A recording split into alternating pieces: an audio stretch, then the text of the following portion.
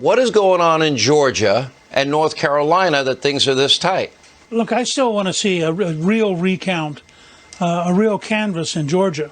It turns out that the Secretary of State signed a consent agreement that Stacey Abrams insisted on.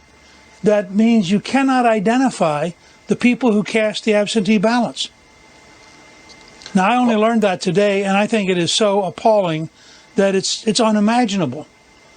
But apparently that's what he did, and apparently the governor approved it.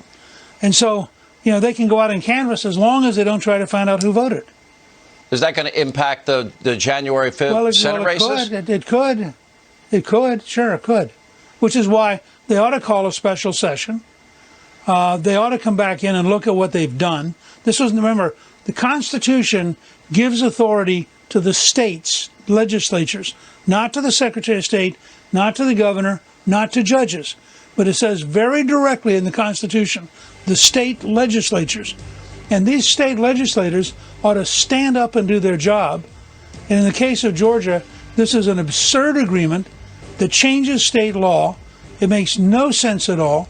And they ought to fight it. Speaker Gingrich, thank you for being with us.